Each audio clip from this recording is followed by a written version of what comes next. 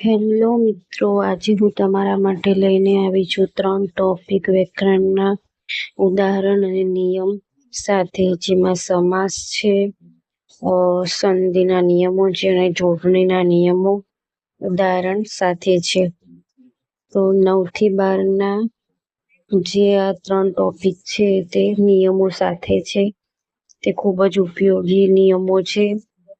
તો આપણે સૌ પહેલો જોઈએ કે સમાસ ઓળખવાની સુવર્ણ ચાવીઓ. તો સમાસ, તેમાં પહેલો છે દ્વંદ્વ સમાસ. તો ચાવી એટલે કે ઓળખવાની રીત. દ્વંદ્વ સમાસ ઓળખવાની રીત. તો બે પદો વચ્ચે અને કે કેનો સંબંધ હોય, તો જે શબ્દ આપ્યો હોય સમાસનો, તેનો વિગ્રહ કરવાનો થાય ત્યારે બે શબ્દોની વચ્ચે અને અથવા તો કેથી છૂટું પડતું હોય ત્યારે દ્વંદ્વ સમાસ બને છે. રામ લક્ષ્મણ, તો રામ અને લક્ષ્મણ. દાળ ભાત, માતા પિતા, 3 4 એટલે કે 3 કે 4. આ હતો અને કેથી છૂટો પડી છે, તેથી દ્વંદ્વ સમાસ. હવે તત્પુરુષ સમાસ જોઈએ. ચાવી, ઉત્તર પદ પ્રથમ પદ સાથે વિભક્તિના પ્રત્યયથી જોડાયેલું હોય. તત્પુરુષ સમાસની અંદર જે શબ્દ સમાસનો વિગ્રહ કરવાનો થાય ત્યારે નો, ની, નો, ના, માં, થી, વડે માટે આવા શબ્દ છૂટું પાડતા વપરાય ત્યારે તત્પુરુષ સમાસ કહેવાય છે. ઉદાહરણ જોઈએ તો દેશ ભક્તિ, તો દેશ માટે ભક્તિ. સ્નેહ વશ, સ્નેહને વશ. મરણ શરણ, ધર્મ શ્રદ્ધા. આ તત્પુરુષ સમાસના ઉદાહરણો છે. હવે ત્રીજો જોઈએ કે મધ્યમ પદલોપી સમાસ ઓળખવાની ચાવી. તો વિગ્રહ કરતી વખતે વચ્ચેનું પદ ઉમેરવું પડે. તો જ્યારે સમાસ હોય તેનો વિગ્રહ કરતા હોય ત્યારે વચ્ચેનું એનું પદ હોય એ તેનો લોપ થયો હોય તે ઉમેરવાનું થાય ત્યારે મધ્યમ પદલોપી સમાસ બને છે. આગ ગાડી, તો આગ વડે ચાલતી ગાડી. આગ અને ગાડી શબ્દ એમના એમ છે, પરંતુ વચ્ચે જે પદ લોપ થયું હતું તે વડે ચાલતી. આ બે શબ્દો ઉમેરતા આગ ગાડી, આગ વડે ચાલતી ગાડી. પછી હાથ રૂમાલ, ઘોડા ગાડી, ઘોડાથી ચાલતી ગાડી. Machine gun. તો આ હતા મધ્યમ પદલોપીના સમાસના ઉદાહરણ. હવે આપણે જોઈએ કે કર્મધારય સમાસ, તેને ઓળખવાની ચાવી. તો પ્રથમ પદ બીજા પદના વિશેષણ તરીકે કામ કરે અથવા ઉપમાન ઉપમેયનો સંબંધ હોય. ઉપમાન અને ઉપમેયનો સંબંધ હોય એટલે એમ કે જે શબ્દ હોય તેની આગળ વિશેષણ આપ્યું હોય ત્યારે કર્મધારય સમાસ બને છે. ઉદાહરણ જોઈએ તો જલ્દી સમજ પડશે કે મહાદેવ, મહાદેવની અંદર દેવ શબ્દ છે તે પૂર્ણ શબ્દ છે, પરંતુ વિશેષણ શું વપરાય છે? તો મહા. દેવની આગળ મહાશબ્દ વપરાય છે, તો દેવનું વિશેષણ રૂપે મહાશબ્દ આવ્યો છે, તેથી કર્મધારય સમાસ થાય. મહાન એવા દેવ. મુખ કમળ, તો કમળ તો ખરું પણ કમળ કેવું છે? તો મુખ. કમળ જેવું મુખ, તો મુખ કમળ. હવે ત્રીજું છે કે પરમેશ્વર. પરમેશ્વર, તો પરમેશ્વરનો ઈશ્વર, તો ઈશ્વરના આગળ વિશેષણ કયું વપરાય છે? તો પરમ. હવે કાજળ કાળું, તો કાળું તો ખરું પણ કાળું તો કેવું કાળું? તો કાજળ જેવું કાળું. તો આ હતું આ ઉદાહરણ હતા કર્મધારય સમાસના, જે શબ્દ પૂર્ણ શબ્દ હોય, ઈશ્વર છે, દેવ છે, કમળ, કાળું, આ શબ્દની આગળ શું વપરાયું છે? તો વિશેષણ. મહા, મુખ, પરમ, કાજળ, આ કેવું છે? તો વિશેષણ. હવે ઉપપદ સમાસ. ચાવી એટલે કે ઉપપદ સમાસ કેવી રીતે ઓળખવો? નિયમ છે કે વિગ્રહ કરતી વખતે અંતે નારો, નારી, નારું આવે ત્યારે ઉપપદ સમાસ બને છે. એટલે કે ઉદાહરણ જોઈએ તો પંકજ. પંકજનો અર્થ થાય છે કાદવમાં જન્મનાર. હવે પંકજ એની પાછળ કાદવમાં જન્મનાર, નાર શબ્દ આવ્યો એટલે ઉપપદ. ગિરિધર તો ગિરિને ધારણ કરનાર, નાર શબ્દ આવે એટલે ઉપપદ. નર્મદા, નર્મ આપનાર, નાર. પછી બીજું છે શાંતિદાયક. આ હતા ઉપપદ સમાસના ઉદાહરણ. હવે જોઈએ કે દ્વિગુ સમાસ. દ્વિગુ સમાસને ઓળખવાની રીત એટલે કે ચાવી. તો પ્રથમ પદ સંખ્યા દર્શાવતું હોય અને વિશેષણ હોય અને સમગ્ર સમાસ સમૂહ દર્શાવે ત્યારે દ્વિગુ સમાસ બને છે. હવે ઉદાહરણ જોઈએ તો નવરાત્રિ. તો નવ છે તે સંખ્યા દર્શાવે છે, પરંતુ રાત્રિ છે તે સમૂહ દર્શાવે છે. ત્રિભુવન એટલે કે ત્રણનો સમૂહ, ત્રણ ભુવનનો સમૂહ. ત્રિલોક, સપ્તાહ. આ હતા દ્વિગુના સમાસના ઉદાહરણ. હવે જોઈએ સાતમો બહુવ્રીહી સમાસ. બહુવ્રીહી સમાસ તેને ઓળખવાની ચાવી છે કે બંને પદો મળીને કોઈ ત્રીજી જ વ્યક્તિ કે વસ્તુનું વિશેષણ બને અને તેને છૂટું પાડતી વખતે જેનો, જેની, જેનાથી આવા શબ્દો ઉમેરવા પડે. ઉદાહરણ જોઈએ તો ગજાનન. ગજાનન શબ્દ વાંચતા જ આપણને કોણ? ગજાનન એટલે એમ કે ગણેશ. તો ત્રીજું જ પદ આપણને મળે તો ગજાનન. ગજાનનને વિગ્રહ કરતા જેનું આનન એટલે કે જેનું મુખ હાથી જેવું છે તે. તો બહુવ્રીહી સમાસની અંદર મોટા ભાગે શબ્દ સમૂહ માટે એક શબ્દ હોય, તે મોટા ભાગે શબ્દ સમૂહ બધા જ બહુવ્રીહી સમાસમાં આવશે. ગજાનન, જેનું આનંદ, હાથી જેવું છે તે દશાનન, જેના 10 મુખ છે તે ચક્રપાણી, અલ્પમતી, જેની બુદ્ધિ અલ્પ છે તે, જેને, તેને, જેનાથી, જેનો, જેની, આવા શબ્દથી વિગ્રહ થતો હોય ત્યારે બહુવ્રીહી સમાસ આવે છે. હવે આપણે જોઈએ વિભાગ 2. તો જોડણીના 5 સુવર્ણ નિયમો એટલે ધોરણ 9 થી 12 આધારિત. ધોરણ 9 થી 12 ના આધારિત જોડણીના નિયમો. તો અહીંયા મેં 5 નિયમો લીધા છે, પણ 5 નિયમો એવા મોસ્ટ આઈએમપી છે કે મોટા ભાગની જોડણીમાં જે આપણને ભૂલો થતી હોય છે તે આટલા 5 નિયમ પણ જો આપણને યાદ સારી રીતે રહી જાય તો ભૂલ થવાની શક્યતા ખૂબ જ ઓછી છે. જેમાં એક શબ્દ હોય, 2 અક્ષરવાળા શબ્દ હોય, 3 અક્ષરવાળા શબ્દ હોય, 4 અક્ષરવાળા શબ્દો હોય અને છેલ્લે ઈ આવતો હોય તેવા 5 નિયમો છે. તો નિયમ છે પહેલો, જે એક જ અક્ષર ઉપર એકાક્ષરી શબ્દ એટલે એક જ અક્ષર હોય તે ગુરુ લખવો, લઘુ લખવો અથવા તો દીર્ઘ ઈ લખવી કે હ્રસ્વ ઈ લખવી તેનો નિયમ. તો એક અક્ષરનો હોય તો તેના માટે નિયમ છે કે એક જ અક્ષરવાળા શબ્દોમાં જો ઈ હોય અથવા તો ઉ હોય તો હંમેશા દીર્ઘ જ હોય છે. તેનું ઉદાહરણ જોઈએ તો ઘી, જી, સ્ત્રી, ફી, લુ, જુ. તો આ હતા એક અક્ષરવાળા, તેને હંમેશા દીર્ઘ જ લખવા. પરંતુ અપવાદરૂપ શબ્દો છે જે કે આ વારંવાર આપણે વાપરતા જ હોઈએ છીએ એટલે આપણને અપવાદરૂપ શબ્દ લાગતા નથી. હું અને શું.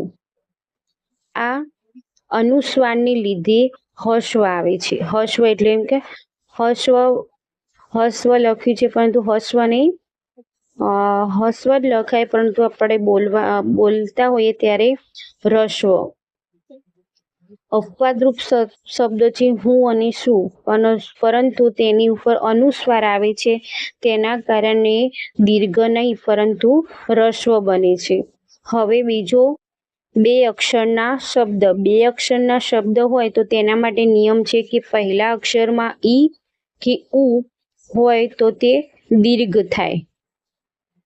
તો બે અક્ષરનું જ હોય તો પહેલો શું કરવાનું, તો દીર્ઘ કરવાનો. ઉદાહરણ જોઈએ તો ગીત, રીત, છીંક, દૂધ, ભૂખ, ધૂળ. જુઓ ઈ એ પણ દીર્ઘ છે અને ઉ એ પણ દીર્ઘ છે. અને દીર્ઘ અને રસ્વ અને દીર્ઘ બંનેની જે નિશાની હોય તે પણ મેં નિયમ 1માં બતાવેલી છે, તો એ પ્રમાણે તમે જોઈ શકો છો. હવે 3 અક્ષરના શબ્દો. આ છે 3 અક્ષરના. વારંવાર આપણને જે જોડણીની ભૂલ થતી હોય તો 3 અને 4 અક્ષરમાં જો આ સારી રીતે આપણે યાદ રાખી શકીએ તો જોડણીમાં ભૂલ થવાની ખૂબ જ ઓછી ભૂલો થાય છે. તો 3 અક્ષરના શબ્દ હોય તો લઘુ અને ગુરુ નિયમ યાદ રાખવો. તો નિયમ એ છે કે પ્રથમ અક્ષર ગુરુ હોય તો બીજો અક્ષર લઘુ બને, અને જો પહેલો અક્ષર ગુરુ હોય તો લઘુ અને લઘુ હોય તો ગુરુ બીજો અક્ષર કરવાનો. આ લઘુ ગુરુનો નિયમ 3 અક્ષરમાં લાગુ પડે છે. હવે લઘુ અને ગુરુ, તો કોને લઘુ કહેવાય કોને ગુરુ કહેવાય? તો જે દીર્ઘ અક્ષર આવે તેને ગુરુ કહેવાય અને રસ્વ આવે તેને લઘુ કહેવાય. હવે ઉદાહરણ જોઈએ તો કિંમત. તો કિંમત, તો કીમાં કેમ રસ્વ ઈ કર્યો છે અને દીર્ઘ કી નથી કર્યો? એ પણ એક કન્ફ્યુઝ છે, જે મેં તમને કહી દઉં કે કિંમત. તો કિંમતમાં કેમ રસ્વ ઈ છે ને દીર્ઘ ઈ નથી કરી? તો એ લઘુ ગુરુના નિયમ પ્રમાણે કની ઉપર અનુસ્વાર છે જેના કારણે કી એ દીર્ઘ ન થતા રસ્વ બને છે. અને પહેલો રસ્વ કી હોય એટલે પહેલો, તો બીજો લઘુ, અને પહેલો ગુરુ હોય તો બીજો લઘુ અને ગુરુ. એ રીતના પહેલો લઘુ વાપરીએ તો બીજો ગુરુ વાપરવાનો, બીજો ગુરુ હોય તો ત્રીજો લઘુ વાપરવાનો. આ રીતના જોડણીનો નિયમ છે જે 3 અક્ષરમાં વપરાય છે. જુઓ શીતળ, તો દીર્ઘ છે તો ત છે તે લઘુ વપરાય છે. હવે ઉંદર એ પણ દીર્ઘ છે. પૂજક એ પણ દીર્ઘ છે. તો હવે નિયમ નંબર 4 કે તેથી વધુ અક્ષરના શબ્દો. તો 4 અક્ષરના હોય તો શું નિયમ આવે? તો શબ્દનો પ્રથમ ઈ કે ઉ સામાન્ય રીતે રસ્વ હોય છે. રસ્વ એટલે લઘુ. ઉદાહરણો જોઈએ કે હિમાલય, ખિસકોલી, કુતૂહલ, ભૂલવામણી. જુઓ હવે અહીંયા એવું થશે કે લઘુ ગુરુનો નિયમ અહીંયા આવશે, તો હા આવશે. અહીંયા 4 અક્ષરનો શબ્દ હોય તો ઈ અથવા તો ઉ સામાન્ય રીતે રસ્વ વપરાય. તો 4 અક્ષરનું હોય તો જો પહેલો ઈ કે ઉ આવી જાય તો એ શું કરવાનો? તો રસ્વ કરવાનો. તો પહેલો રસ્વ કરો તો બીજું શું કરવાનું? તો દીર્ઘ. આ યાદ રાખવું, પહેલો રસ્વ તો બીજો દીર્ઘ અને પહેલો દીર્ઘ તો રસ્વ. પરંતુ 4 અક્ષરમાં નિયમ એવો છે કે પહેલા રસ્વ કરવું. તો હિમાલય, તેમાં રસ્વ. તો પહેલું રસ્વ કર્યું તો બીજું દીર્ઘમાં. પહેલું રસ્વ તો ખિસકોલી, કુતૂહલ, ભૂલવામણી. આ હતો નિયમ નંબર 4, જે પહેલો અક્ષર રસ્વ કરવો. હવે 5મો નિયમ છે કે શબ્દના અંતે આવતો ઈ. હવે શબ્દના અંતે જો ઈ આવે ને તો એ શું કરવો? તો નિયમ છે કે ગુજરાતી ભાષાના મોટા ભાગના શબ્દોના અંતે જો ઈ આવતો હોય ને તો તે દીર્ઘ કરવો. દીર્ઘ કરવું. હવે ઉદાહરણ જોઈએ તો ગાડી, માટી, ચાવી, કાકડી, પાણી. તો શબ્દના અંતે આવતો ઈ. શબ્દના અંતે જે ઈ આવે ને એ બધા દીર્ઘ કરવાના. પાછળ જે આવતા હોય બધા ઉ હોય તો બી દીર્ઘ કરવાનું અને ઈ હોય તો પણ દીર્ઘ કરવાનું.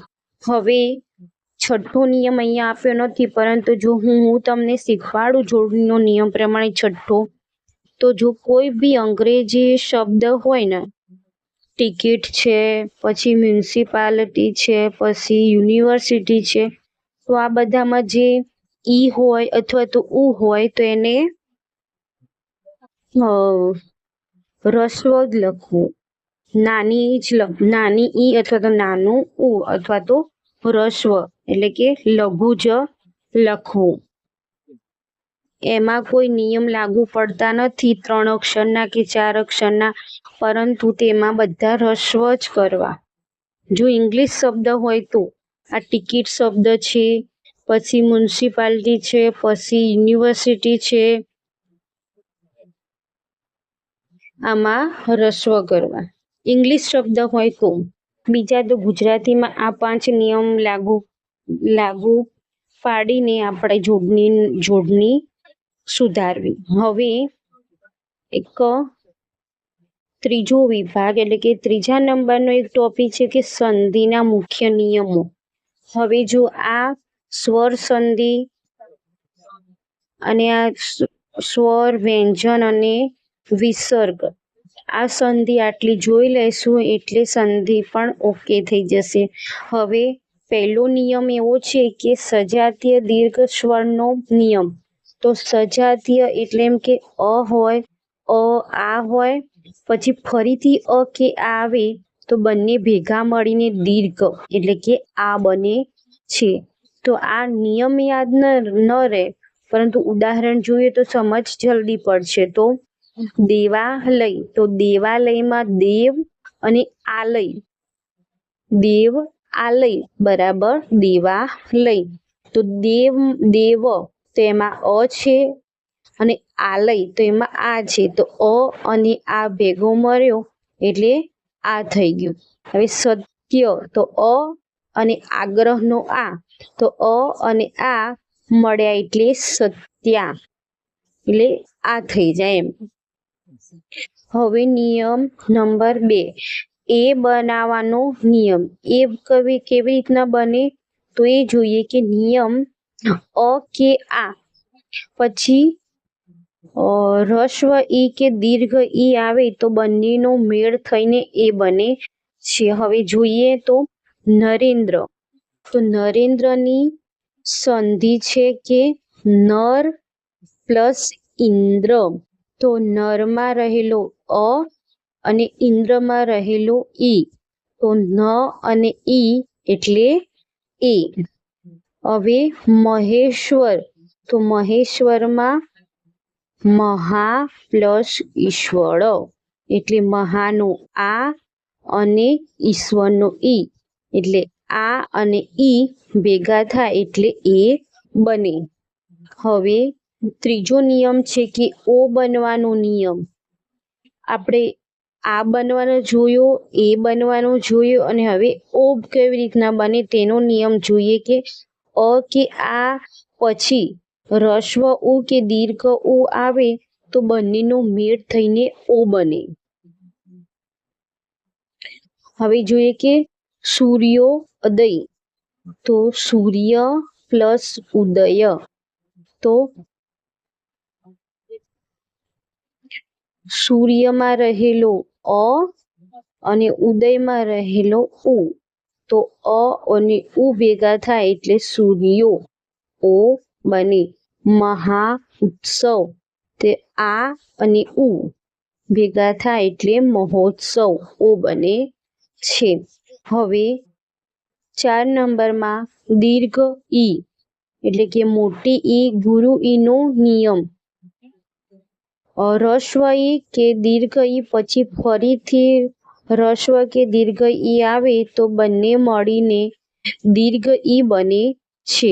હવે કવિ ઇન્દ્ર, તો તેની સંધિ છૂટી પાડતા કવિ પ્લસ ઇન્દ્ર, તો કવિ ઇન્દ્ર, કવિમાં રહેલો ઈ અને ઇન્દ્રમાં રહેલો ઈ, તો ઈ અને ઈ ભેગા મળે એટલે દીર્ઘ ઈ વપરાય છે, એટલે કવિન્દ્ર. રવિ અને ઇન્દ્ર, તો દીર્ઘ ઈ, તો રવિન્દ્ર. હવે વ્યંજન સંધિના નિયમો જોઈશું કે ત અને જનો નિયમ.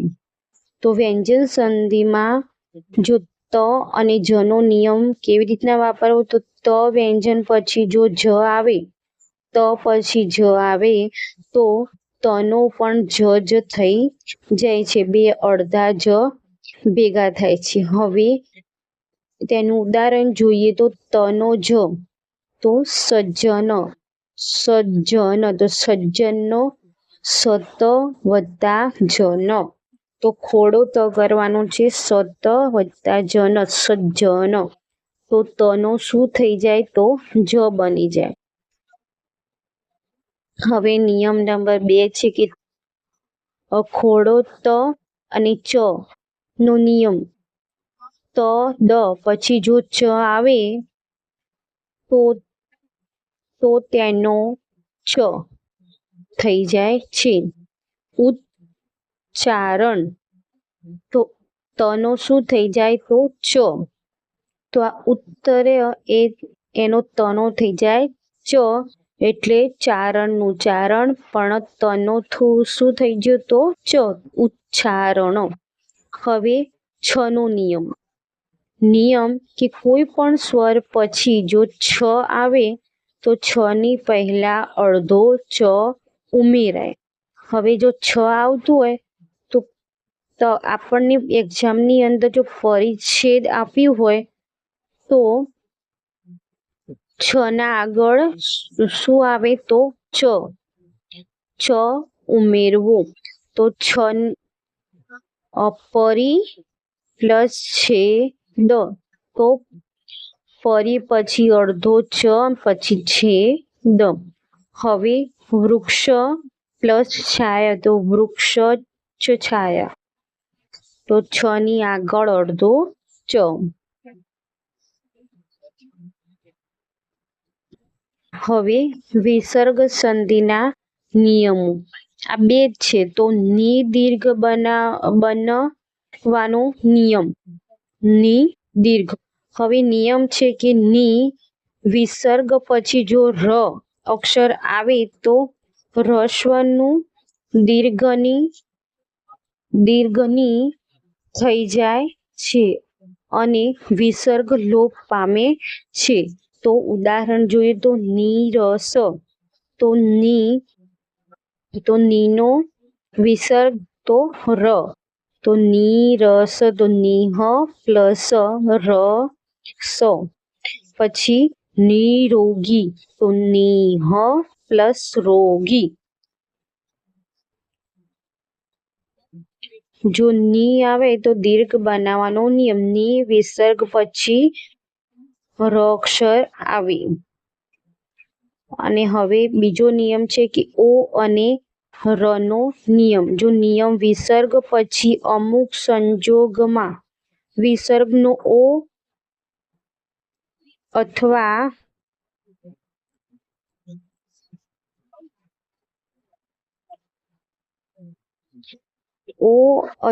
ર તો રનો નિયમ લાગુ પડે છે. ને ઉદાહરણ જોઈએ તો મનોરથ, તો મન વત્તા રથ. દુ પછી દુરુપયોગ, તો દુહ પ્લસ ઉપયોગ, તો દુરુપયોગ. આ ઓ અને રનો નિયમ છે. જો આટલા સંધિના નિયમો અને જોડણીના આ 5 નિયમો અને છઠ્ઠો મેં જે કયો, જે સંસ્કૃત કે ઇંગ્લિશનો કોઈ શબ્દ આવે તો તે શું કરવો, તો રસ્વ કરવો એ.